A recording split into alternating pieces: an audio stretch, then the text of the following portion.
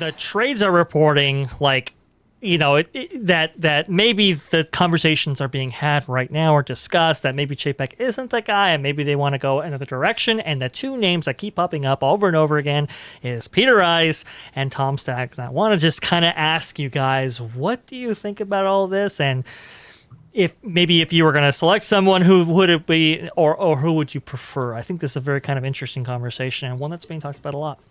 Well, let's bring up, this is from, shout out to Matthew Baloney, yep. From Puck News, who we are all huge fans of, and I will link his site down below. You can subscribe to him. He does a lot of great stuff. He's a Hollywood insider. Really, really fascinating stuff that he releases. But this was in an email he dropped, I think like just a few days ago, actually. And I'll read it real quick, and then we'll kind of talk about this because it's definitely tied to what you were saying, Dre. So it says here, the Peter Rice calculus seems to have changed lately. The Disney TV chief had been rumored to be interested in the number 2 job under David Zaslav at the merged Warner Brothers Discovery. But with Chapek on the ropes at Disney, he may want to stick around and vie for the number 1 job if or when it becomes available. Of course, Rice has told his friends he's happy where he is at Disney. No plans to leave.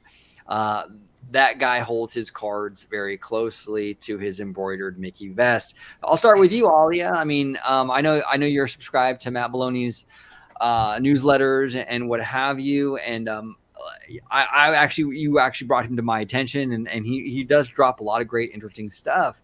But what are your thoughts, like what Dre was saying, like in terms of Peter Rice, Tom Staggs, these kind of like alternatives if Chapek doesn't work out?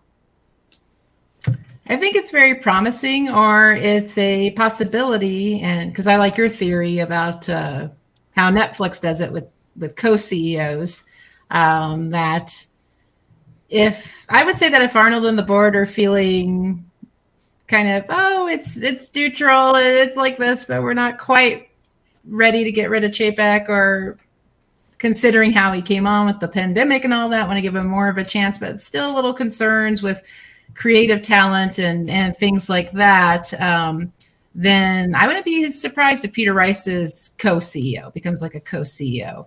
Mm-hmm. But if he completely leaves, then the CEO. Yeah, and Disney has a history of really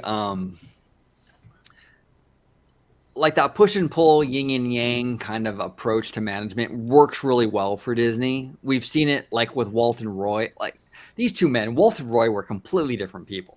Mm-hmm. Walt was this like pie in the sky dreamer, I'll bankrupt the company to get my vision made, the kind of guy. Yeah. And Roy was much more pragmatic, much more financial, much more, hey, Walt, hey, simmer down a little bit, like this might cost a little too much. But those two entities worked really well together. They kind of balanced each other out. Even Walt Disney talked about that many times, about how Walt and Roy had this relationship, and it did kind of balance everything out. We saw it even recently, semi-recently, with like Michael Eisner, Frank Wells, that relationship and how well Disney did under that. I think there's a case to be made for that kind of dual leadership role, like Alia said, maybe a co-CEO Netflix structure, or even just bring back the Disney president position, which Bob Iger got rid of, by the way. And that would sort of bring a little more checks and balances to the equation, especially with Susan Arnold in the mix, with chairman of the board. So I would love to see like Peter Rice. I'm personally, I would love to see Peter Rice as CEO. I think we need a studio guy or gal in that position. But I think that if the CEO thing isn't in the cards, I would like to see him be the president of the Walt Disney Company or some sort of co-CEO, like Ali was saying. I think it'd be phenomenal. What do you think, Dre? No, I can see your point. Yeah, Walt and Roy, obviously, that the yin and yang. You're completely right. Happened again with Michael Eisner and Frank Wells. Michael Eisner was a little bit more, I don't know, fiscally conservative, whereas Frank Wells really did want to put them out there and take some shots, And when Frank Wells died, that whole dynamic changed pretty spectacularly, for better or for worse. And so now, I mean, this is kind of what I was hearing about the Susan Arnold selection. It was like, instead of making Bob Chapek, chairman and CEO, having kind of this dual role with Susan Arnold kind of balancing it out. From what I was hearing, the board kind of felt that Disney company is so broad, it's so big, it's so just, you have so many different industries, you have so many different things that they do now, that maybe it should be kind of a dual role in that way. And yeah, I kind of do agree. Like, if you get rid of Chapek, the stock's going to drop, and that's going to add a lot more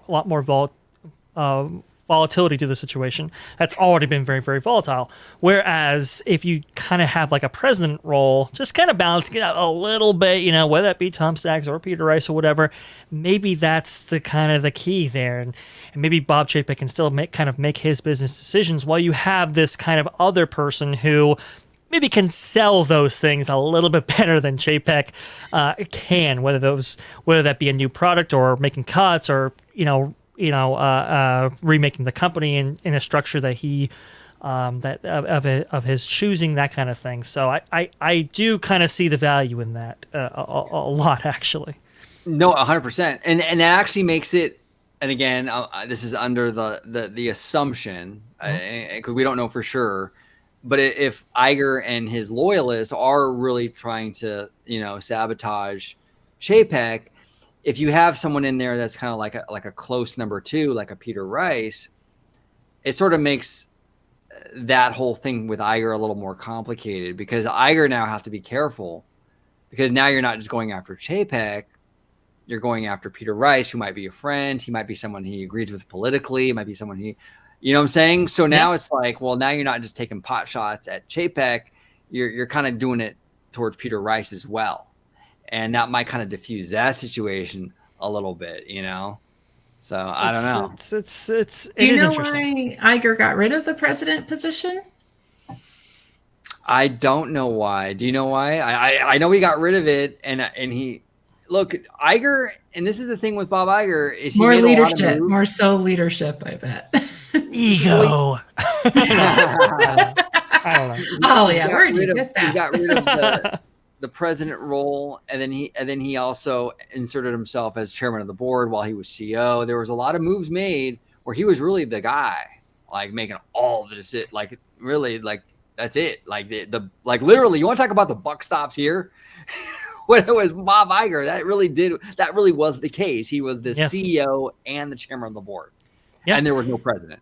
And his thoughts and opinions extended to not just acquisitions, but also like little stuff like World of Color. Apparently, he had some opinions about that and how that whole thing went together and was, how that went through and stuff like that. So we saw his influence in a lot of different areas. I know Michael Eisner, he kind of, the whole falling out with Jeffrey Katzenberg thing, like he didn't feel that Jeffrey Katzenberg was ready for that position. He leaves, starts DreamWorks and all that. We might be seeing a version of that with John Lasseter and Skydance. So that's going to be really, really interesting to see how that whole thing turns out. But that's besides the point.